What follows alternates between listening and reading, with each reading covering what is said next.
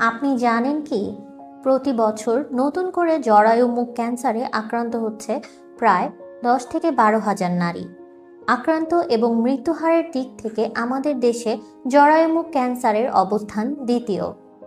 আসসালামু আলাইকুম, আমি ডাক্তার আদিবা তাহরিন। চলছে জানুয়ারি মাস। এ মাসটিকে বিশ্বব্যাপী জরায়ু মুখ ক্যান্সার সচেতনতা মাস হিসেবে পালন করা হয়। এটি সম্পূর্ণ প্রতিরোধযোগ্য রোগ হলেও দুঃখের বিষয় যে বেশিরভাগ ক্ষেত্রেই রোগটি শনাক্ত হয় অনেক দেরিতে।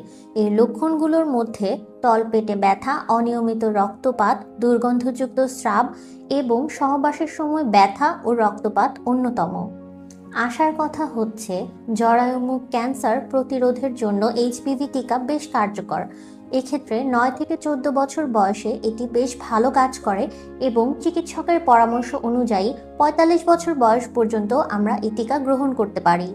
নিয়মিত চেক আপ, স্ক্রিনিং যেমন প্যাপ স্মিয়ার, এইচপিভি ডিএনএ টেস্ট এবং প্রয়োজনে ভায়া কোলোনোস্কোপি এবং বায়োপসির মাধ্যমেও প্রাথমিক অবস্থায় এই রোগ নির্ণয় করা সম্ভব। মনে রাখবেন, জরায়ু মুখ ক্যান্সার মানেই মৃত্যু নয়। প্রাথমিক অবস্থায় শনাক্ত হলে এই রোগ সম্পূর্ণ নিরাময়যোগ্য। তাই আজই নিজে এবং নিজের পরিবারের নারীদের টেস্ট করান, টিকা দিন এবং সচেতন হন। মানিকগঞ্জবাসীকে একটি সুখবর দিতে চাই। দেশ বাংলা স্পেশালাইজড হাসপাতালে রয়েছে ক্যান্সারের অপারেশন থেকে শুরু করে স্বল্প মূল্যে কেমোথেরাপির সুব্যবস্থা।